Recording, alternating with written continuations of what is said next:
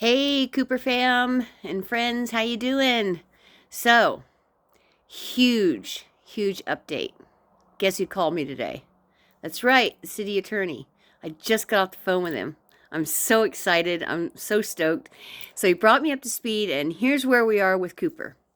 Okay, first, let me just say right out of the gate, I know a lot of you who are on the Facebook page were saying, and I think a couple of people even here on the channel had commented that we would probably have to go to auction with Cooper.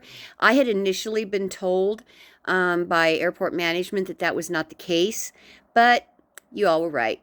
That is the case. So just saying that right out of the gate. Now, leading up to that part of the conversation with the city attorney, right now, the city is waiting on information. They have to get the names, addresses, most recent addresses, and most recent phone numbers of everybody who has ever been associated with Cooper, who has ever owned Cooper. So we have all that information, but they have to actually get it from the FAA addressed to them. So they're waiting on that.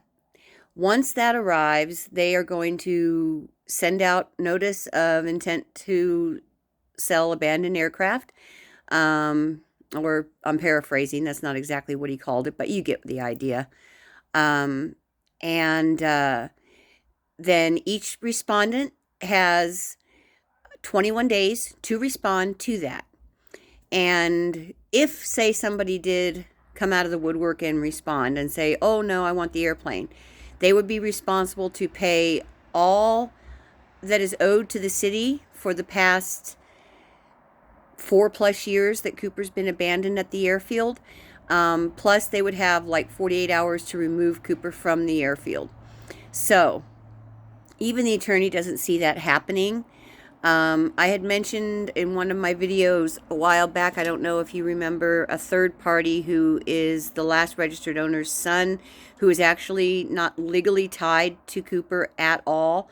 There's nothing with the FAA that legally ties him to Cooper. So, even if he were to try to come up and say, yes, I'm so and so's son, and she passed away or whatever, and now I am the heir of the aircraft. It's mine. The city attorney said, we'll go tell him, wait, you've got to pay X amount of dollars, which I asked the city attorney what that amount was. And he said he didn't honestly know at this time. He would have to get with accounting and have it figured out. But this third party would have to come up with not only the money, even if he showed up with the money, the city attorney would tell him, look, your name doesn't match FAA paperwork for the last registered owner. Bring me a legal document showing that you have legal claim to this aircraft. City attorney flat out told me he does not see that happening. I don't see it happening either. So now we move on to, it would take from about 30 days from that point for the auction to be set up and everything. It would be done on site at the airfield. Cooper doesn't have to be moved anywhere. And so that brings us to, yes, we're probably looking at going to auction for Cooper. That's okay. Time frame, who knows? You all have dealt with the FAA getting paperwork. It's already been since July, mid to end of July, that the city has requested this information from the FAA, and they have not received it yet. And so we know they're here to serve, so it could take a while. We all know it could take a while. So that's where we're at. Just for them to get that information so that they can send out notice of intent to sell the airplane. And then once that happens, they'll let me know when that happens. And then we wait the 21 days for anyone to come forward. And if that were to happen, which again, I don't think it will, but if it were to happen, then we will go forward with an auction about 30 days after that. My husband seems to think, since we're already approaching the middle of November, we're probably looking at springtime sometime before any of this happens. So he's probably right. He's got a pretty good gut instinct when it comes to this kind of stuff. So anyway, I was if you can't tell, I was uber excited to hear from the attorney. I had actually just sent him, I mean, literally within 3 minutes of me sending him another email requesting to see if we could meet on Tuesday when he's in the office, because I did go by City Hall yesterday. They told me he won't be in until Tuesday. Tuesdays are his day here.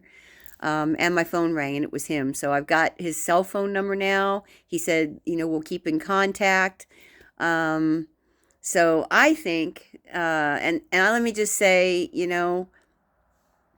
for those of you who haven't guessed already, I'm a Christian, and I really truly have put this in God's hands, and I have been praying earnestly that the attorney would get in touch with me, and there's an answered prayer for you. He got in touch with me, and some of you might think, well, you just badgered him enough and he got sick of listening to you. Hey, might be true too. So, but anyway, he was very, very nice, and he was very apologetic that it had taken him so long to get in touch with me. But yeah, that's where we're at. So it's kind of a paperwork waiting on the FAA at this point. So there you go. There's the really cool, exciting Cooper update. We are moving forward, and thanks again for all the good thoughts, and for those of you who pray, for the prayers, and just thanks for following along and being interested, and for all of your encouragement and support through this. You don't know how much it means to me. It really does mean a whole lot, and it means a lot to my husband too. So until then, I will keep you all posted. I'll keep you in the loop, and yeah, happy flying. Thanks again. If you haven't already, hit subscribe, the bell icon, so you get notifications, because when stuff starts rolling even faster, you want to make sure that you get to know right away. All right. Take care. God bless you. Have a fantastic weekend. Talk to you later. Bye.